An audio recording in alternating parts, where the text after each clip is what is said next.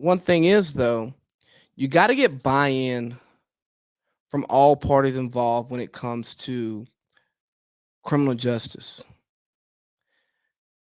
Getting true criminal justice takes all parties involved. You got to have the lawmakers on the same page as the law enforcement, who are also on the same page as the citizens in that given municipality, okay? Because if all three are on the same page, for one, you're going to have less crime. And then when you do have crime, the crime is going to be properly stopped. Oh, I just had a brain fart.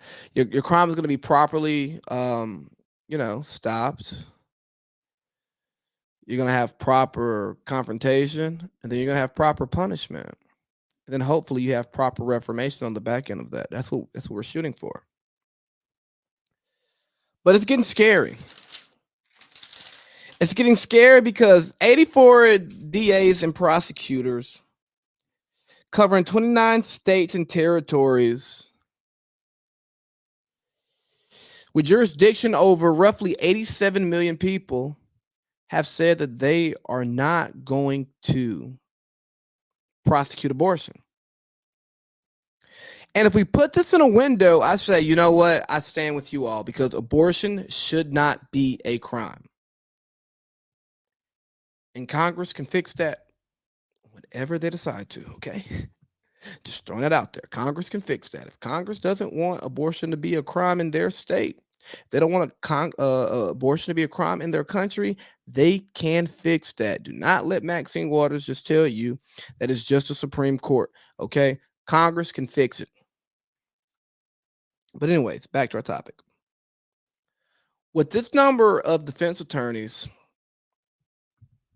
standing up against ratified laws in their state,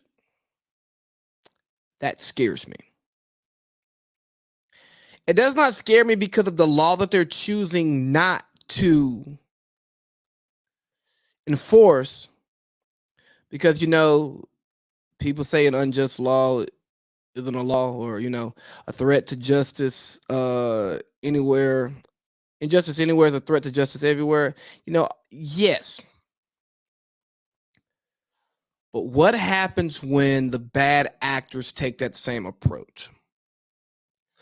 What happens when you have a law that's granting rights, granting opportunities to those who need and deserve those opportunities and are entitled to those opportunities? But the defense attorneys, the DA, they go, we're not prosecuting. And what happens if the police are on board and they say, we're not even arresting? So we're not even going to inconvenience you for breaking this law. What happens? So I love the stand against abortion. Excuse me. I love the stand against anti-abortion law. But is this the way?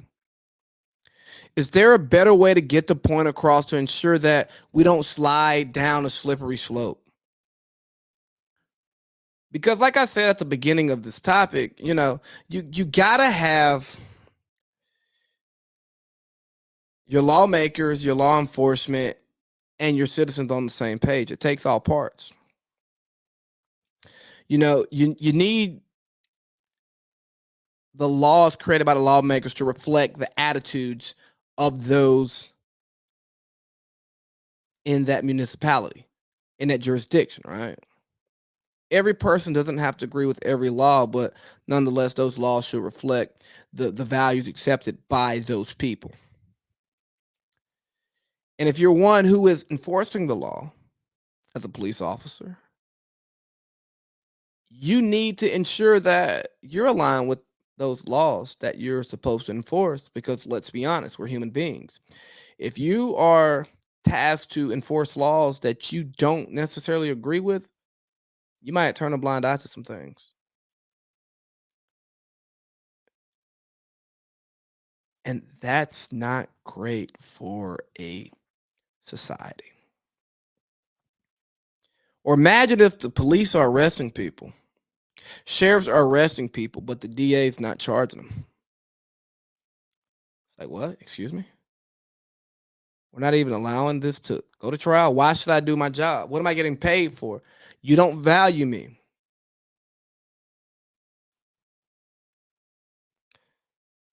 And you can just, vice versa. If the cops aren't enforcing the laws that the lawmakers are making that the DA wants to prosecute, then it's like, hey, what am I the DA for? What are we writing these laws for? Hey, police, be held accountable. Do your job. So I'm not against laws that are going to make abortion safe and legal for women around the country. Absolutely not. I support that 100%.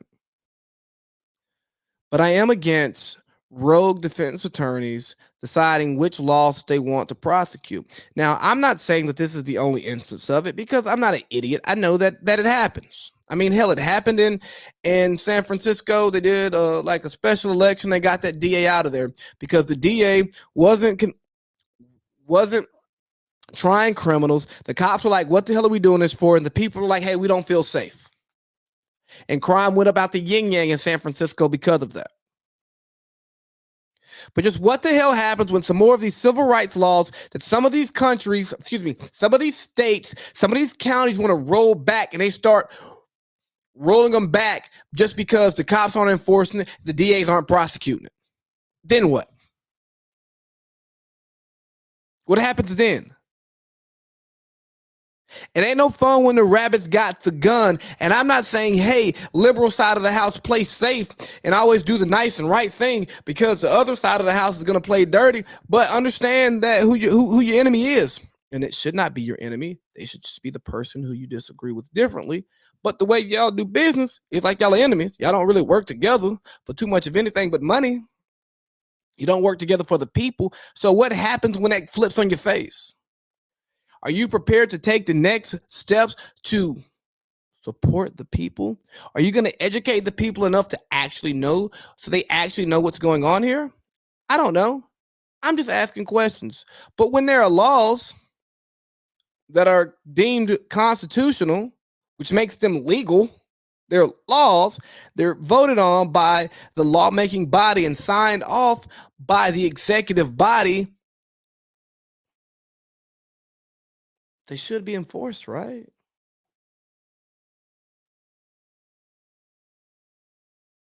That's my question. Like they should be enforced, shouldn't they?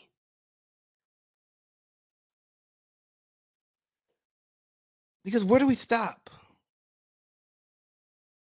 And maybe I'm just catastrophizing this whole thing.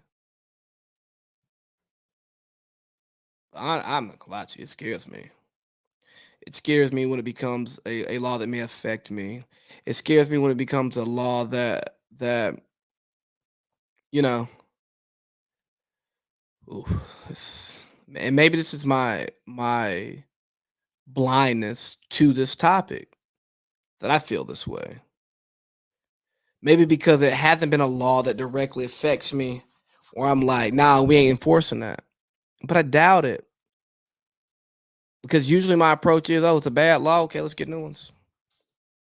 And I've said on this podcast, for those of you who don't like laws and y'all want to go out there and protest, go protest. I'm all about protesting. And I said sometimes it takes people to go over the line. That line that it takes people, I said it takes people to go over. I'm not one of the people who goes over that line.